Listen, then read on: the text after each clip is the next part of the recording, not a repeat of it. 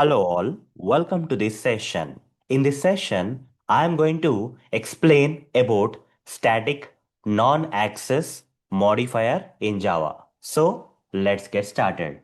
Static is a static is a non-access modifier. It is a keyword in Java and it falls under the non-access modifier category. So as you already know, in Java we have modifiers. And these modifiers at a high level can be categorized into two types. One is access modifiers, other one is non-access modifiers. Under access modifiers, we have public, private, protected, and default. And under non-access modifiers, we have what we have is final, static, and abstract. So I already have explained about the first non-access modifier, that is final, in the previous sessions. Now I'm trying to explain about I'm explaining about static non-access modifier for you. Okay. Now I'm explaining static non-access modifier for you. Okay. So static is one of the non-access modifiers in Java. And about static, I have already covered in one of the previous sessions when I started explaining about the object-oriented concepts in Java, like what is object, how to create objects using the class, how to create a class with help of the class, how to create objects, and how to initialize class variables for each and every object with help of a method, with help of a constructor. A lot of concepts I covered, right? If you remember, there itself I have already explained about the static non-access modifier. I'll give you okay, I'll just revise it for you otherwise, okay? I'll revise it for you otherwise. I'll show you the code that I have already explained in one of the previous sessions where I covered this static non-access modifier for you. So let me switch to this Eclipse IDE, guys, and here you can clearly see we have a class, and here we are using the class as a template. Using this class, we can create objects. All this code have covered in the earlier session. Okay, have written this code and explained this code, how to write and all in one of the earlier sessions, guys. So you can refer to the previous sessions if you are not aware of these concepts. So here we have created a class containing some global variables and some methods. And the way we have created these global variables and methods is that this particular class should look like a template. Okay, should look like a template. So how to use this particular class as a template, and using the template, how to create the objects. For that, I created another class to make the demonstration easy. I created another class in the earlier session, and that has a main method. Using the main method only we can run the code, right? In the template, I have not created any main method. Here, I am using this particular class as a pure template, not mixing with the main method for running the code here. It's a pure template I created containing realistic global variables and realistic methods for this particular class. Okay. After creating such kind of class, okay, I'm trying to create objects with the help of this template class. Okay. By using this template class, I'm going to create the objects. How? Using the new keyword, and I'm using the class name. And here you see, like this, I was creating the objects. So how many objects I created here? First object, first object, second object, third object. First object, second object, third object. And here for this class template, there are 1, 2, 3, 4, 5, 6 variables. 6 global variables are there for this class. For each and every object, I have to initialize all these 6 global variables. For that, I need to write 6 lines. Instead of doing that, the best or simplest way is with the help of constructor, we can solve that, right? With the help of the constructor, we can solve that. While creating the object itself, the constructor calling statement will be there, and that will call the constructor here, which is there in the template class. And the purpose of this constructor is to initialize the class variables for that particular object. For this particular object, we have initialized this class variables using this particular data. Like this, we have initialized. Right? For second object also, we have done the same thing. We have initialized this class variables for the second object with the help of this constructor. By calling in the object creation statement itself, a constructor will be automatically called using this constructor calling statement. Like the three objects, okay? For the three objects, we have initialized this class variables with the help of this constructor. All good so far, right? So memory wise, it will be like this. When you create an object, some memory will be allocated to that object. Here we created three objects, one, two, three objects, right? Here we created three objects, and and we have to refer to this particular objects with the help of object reference. You see, for the first object, the object reference is KC. For second object, the object reference is HAMZ. For third object reference is MS. Using these object references, we are referring to this particular object's memories. Okay, and in that, whatever the class variables you have initialized for that particular object, okay, whatever the class variables you have initialized for that particular object like Kia, Karens, all this data is getting stored inside that memory of that object, respective objects. But if you observe this data which is assigned for each and every object here, for the same class variables for different objects, different data is actually stored into these variables, right? So here company is Kia, here company is Honda, here company is Maruti. Different, right? Different data. That's why we need to store them in separate memory locations. That is actually object memories. Separate all for every object, separate memory will be allocated. So in that separate memory locations, the data related to the specific object is getting stored. Similar happens with model. Karen's is there, Amaze is 50. It's changing, right? Color, black, gray, red. 25 lakhs, 9 lakhs, 8 lakhs. 23.45, 14 and 18. You see, till now, all the class variables data is getting changed from object to object. Fine. But the last one, the last class variable, that is wheels. Wheels is equal to 4 here, wheels is equal to 4 here, wheels is equal to 4 here. This is what is the problem. Till now, all the class variables data is changing from object to object.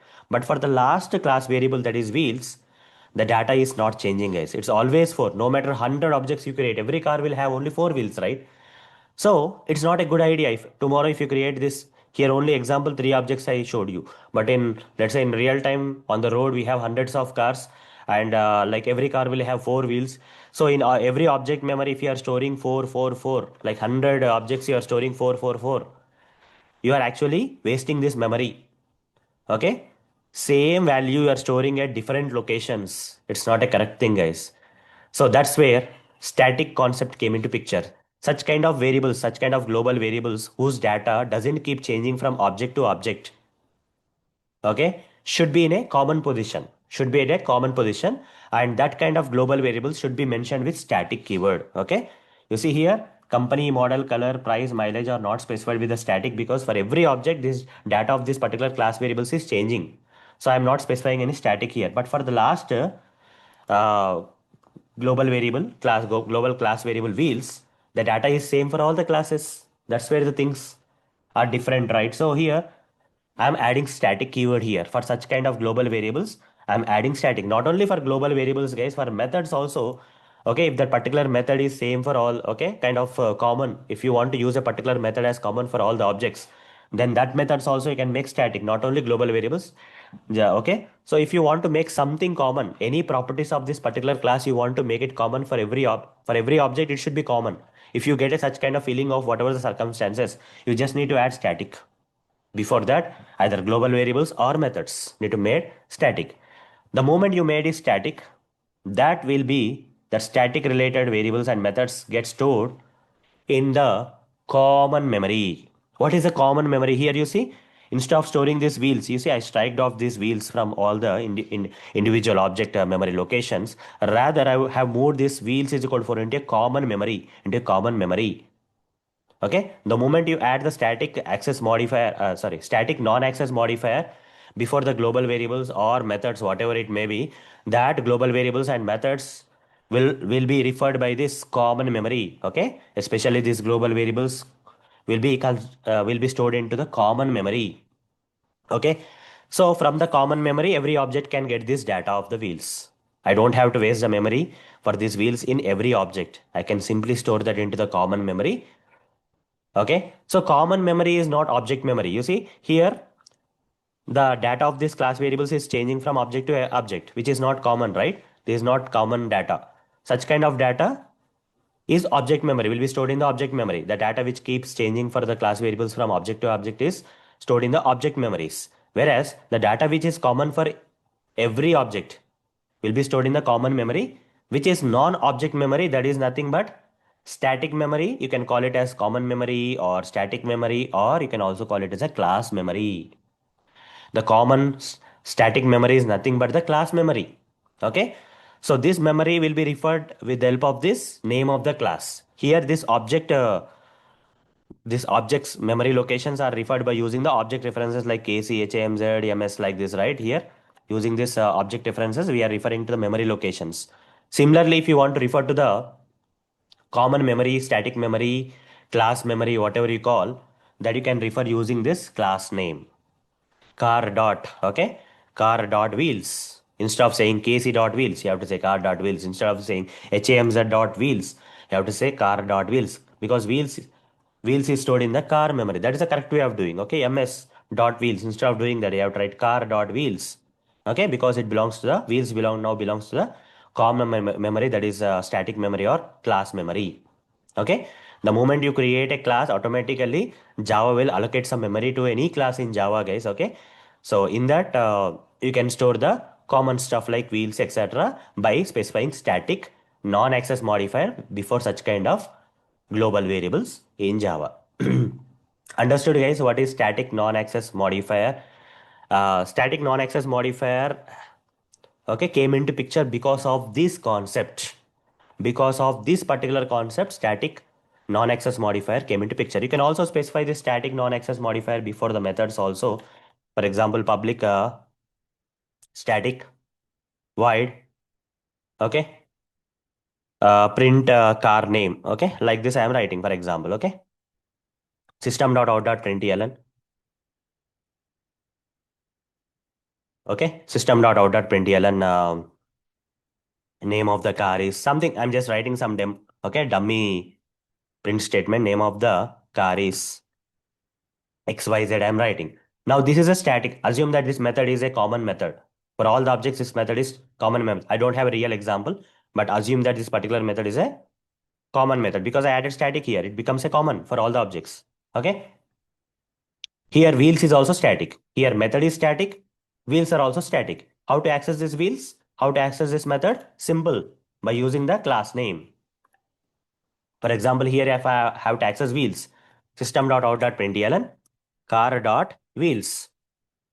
And if I have to access this print name, print car name, car dot print car name, because it is also static. Static stuff should be accessed using the class name. Okay? Static stuff should be accessed using the class name. For all the things, same thing, guys. You can copy paste. Okay. Here we are not going to use object references for this kind of static global variables and static methods. Okay. So hope guys you understood what exactly is static non-access modifier. But I am not done with static non-access modifier yet. This is one dimension of understanding the static non-access modifier. This is one way of understanding the static non-access modifier. Most of the thing is a theoretical understanding, conceptual wise you can say. Okay, it's most of a theoretical or conceptual wise why static came into picture in Java programming. Okay, actual reason why static is there in the programming. This is what is the reason. Okay, realistic reason. Fine, but what comes next is programmers, developers, though the purpose of the static is to store the common stuff into the common memory. That's the main reason why static non-access modifier came into picture. But developers or programmers can take the advantage of this static non-access modifier. Okay. Apart from the concept that you understood till now, that's very good to understand. It's very important for us to understand. But apart from that, they are going to crack something. Developers and programmers of Java will use static in a different way also. Okay. There is a situation that I'm going to cover in the next session where static will be more useful. Okay. What is that situation? How the static will be most useful in that kind of situation? Why the program, okay, how the programmers are using static to crack something, to get some benefit out of it, how they are doing it, I'm going to cover in the next session. So that's all for this session. See you in the next session. Thank you. Bye bye.